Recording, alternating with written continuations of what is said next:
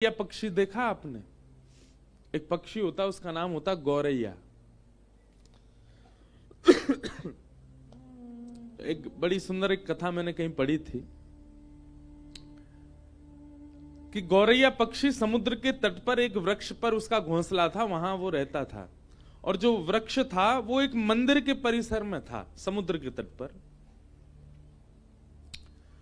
तो गौरैया पक्षी ने अपना संपूर्ण जीवन मंदिर में जो भी प्रसाद आदि गिर जाता था या हवन आदि की सामग्रियां जो गिर जाती थी, उन्हीं को पाकर के उसने अपना पूरा जीवन निकाला।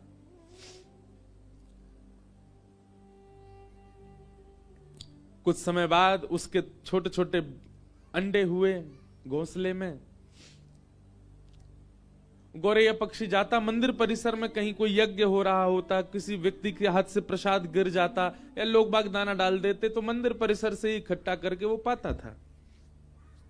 छोटा सा पक्षी होता गौरैया। एक दिन ज्वार भाटा आया, प्रचंड ज्वार भाटा समुद्र में, और उस ज्वार के कारण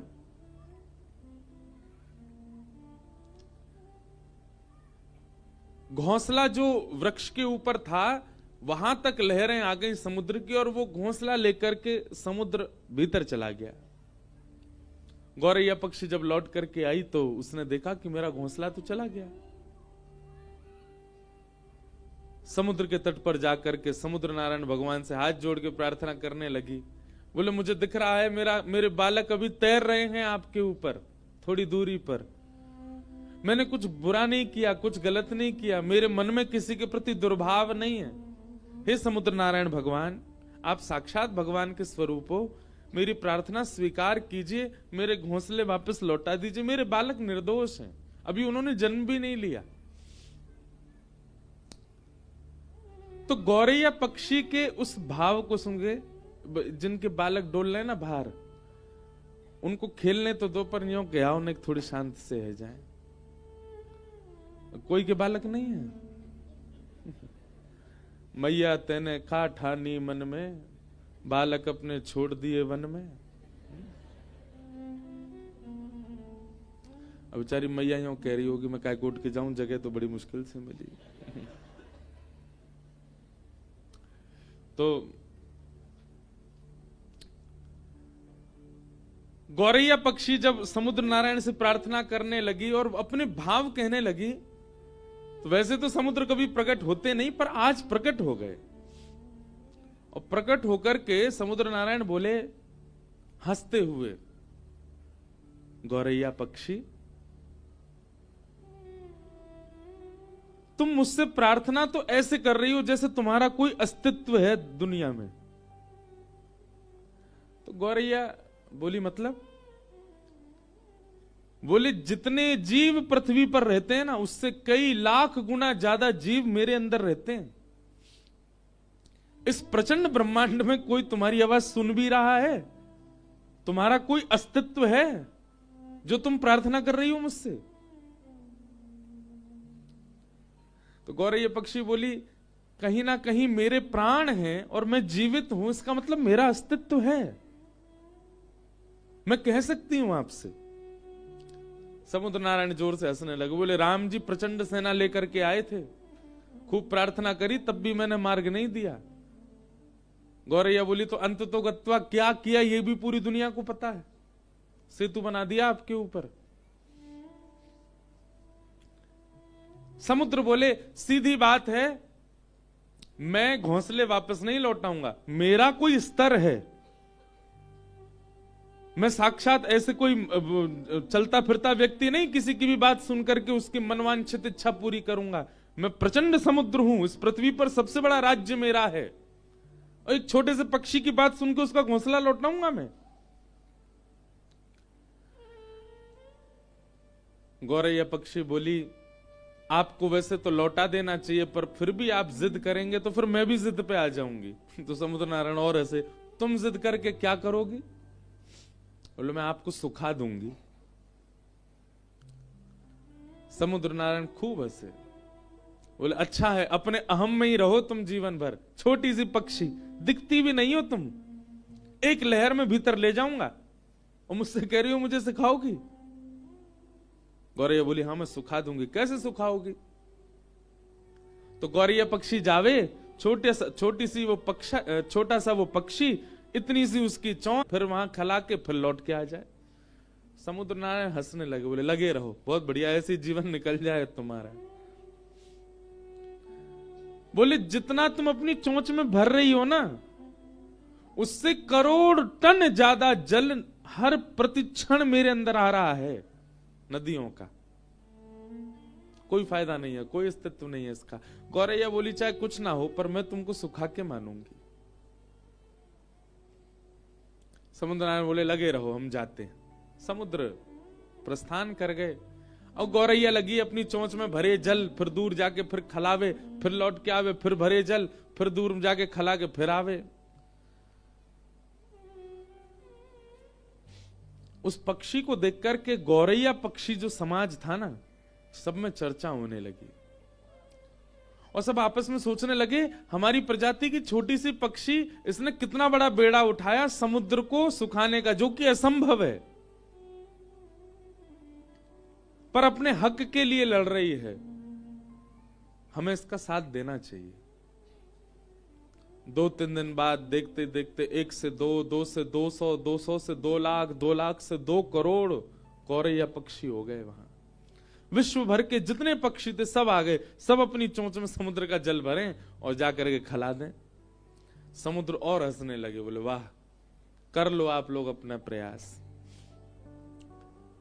पृथ्वी पर जितने गौरैया पक्षी हैं सब आ गए समुद्र को खिलाने के लिए, लेकिन फिर भी कोई समुद्र पर फर्क तो पड़ना नहीं था। गौरैया पक्षी के इस प्रयास को देख करके अन्य पक्षी समाज ने भी विचार किया कि हैं तो ये भी पक्षी, हम भी पक्षी, हमें इनका साथ देना चाहिए। तो तोताओं का समाज, कबूतरों का समाज और जितने भी उड़ने वाले पक्षी हैं सब अपने अपने परिवार और समाज को लेकर के आ गए और सब लगे चोंच में जल भरे और ले जाके दूर खला में। उसमें करोड़ों अरबों खरबों की तादाद में पक्षी अपनी चोंच में जल भर भर के ले जा रहे हैं और दूर खिला रहे हैं। नारद जी पृथ्वी पर आए, बोले भैया ये क्या कर रहे हो आप लोग? बोले समुद्र को सुखा रहे हैं। नारद जी भी हंस रहे, बोले ये हो सकता है कभी? कभी नहीं हो सकता। समुद्र को कोई नहीं खिला सकता, कोई नहीं सुखा सकता। तब पूरी कथा नारद जी को बताई। बोले हम जानते हैं कि हम समुद्र को नहीं सुखा सकते, पर समुद्र का अहंकार हमको तोड़ना है। हम लगे, हम भले अपने प्राण त्याग दें, पर पीछे नहीं हटेंगे, करेंगे। नारद जी ने जब पूरी बात सुनी कि इस प्रकार गौरैया पक्षी के घोंसले ले गए और फिर समुद्र ने अहंकार में कहा कि तुम्हारा कोई अस्तित्व थोड़ी है, तुम्हारे लिए मैं घोंसले वापस थोड़ी करूंगा। जब प्रकट हो ही गए थे तो दे देने थे, लेकिन समुद्र ने अभिमान किया, जिसकी वजह से सारे पक्षी लगे उसको सुखाने में। नारद जी महाराज बोले यदि मैं इनकी सहायता कर दूं तो यह काम संभव हो सकता है। नारद जी सीधे भगवान के पास नहीं गए, मन में विचार किया कि भगवान के परिकर में पक्षी कौन है। भगवान के परिकर में पक्षी हैं श्री गरुण राज, गरुण देव। गरुण जी के पास गए, बोले कि महाराज ये सारे पक्षी आपके अंश हैं और ये सब लगे आप यहां बैठ करके आनंद कर रहे हो। गरुण जी बोले मुझे समाचार तो मिला, लेकिन इससे कुछ होना नहीं है, तो क्या करें? बोले क्यों नहीं होना? तुम ब्रह्मांड नायक को अपनी पीठ पर लेकर के चलते हो, क्या समुद्र के अहम को नष्ट करने के लिए तुम कुछ करवा नहीं सकते? गरुण जी भी सोच में पड़ गए।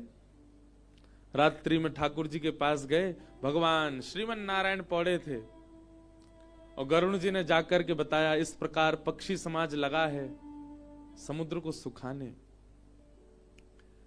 भगवान बोले हो तो सकता नहीं है, ये समुद्र कैसे सूखेगा?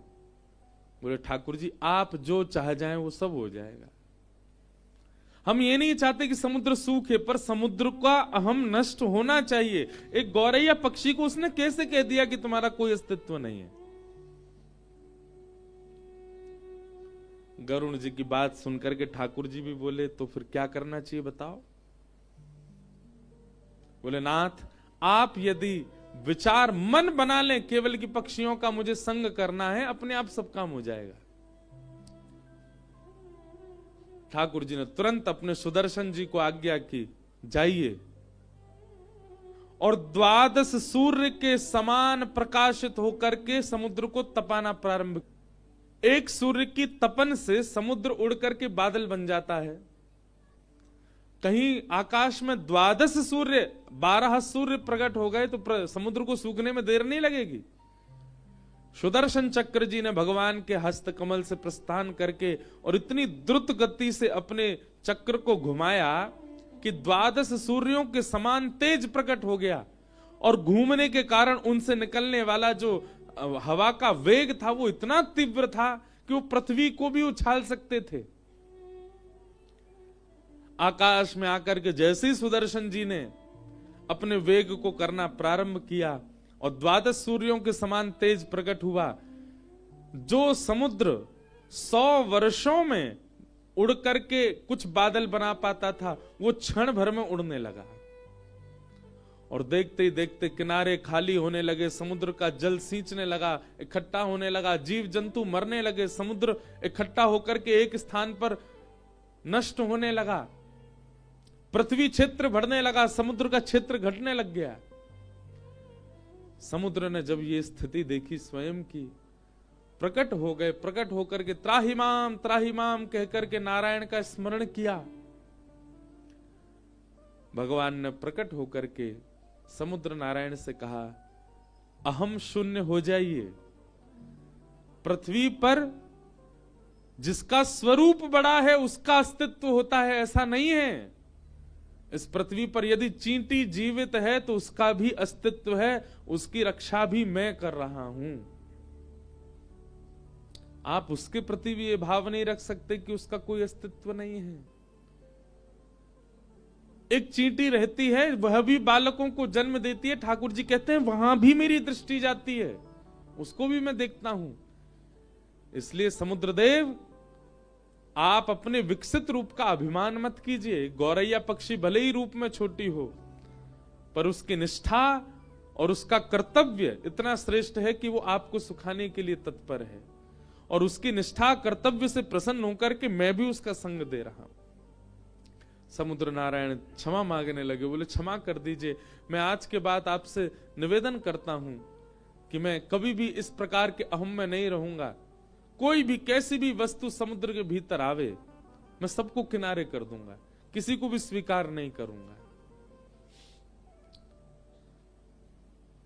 तब सब भगवान ने ही कहा कि पहले गौरैया का घोंसला लौटाओ, और फिर समुद्र नारायण जो कि इतने विशाल रूप के हैं, वे अपनी लहरों में गौरैया के उस घोंसले को लेकर के गए और गौरैया के चरणों में जाकर के अर्पित किया।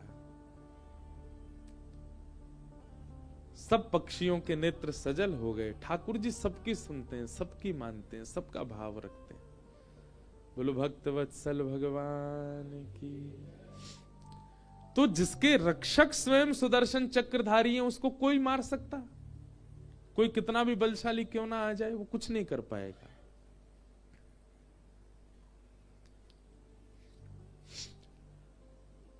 सोते हुए 5 पांडवों को मारने के लिए अश्वत्थामा गए, पर भगवान पांडवों को लेकर के कहीं और चले गए। द्रौपदी के 5 पुत्र मार दिए।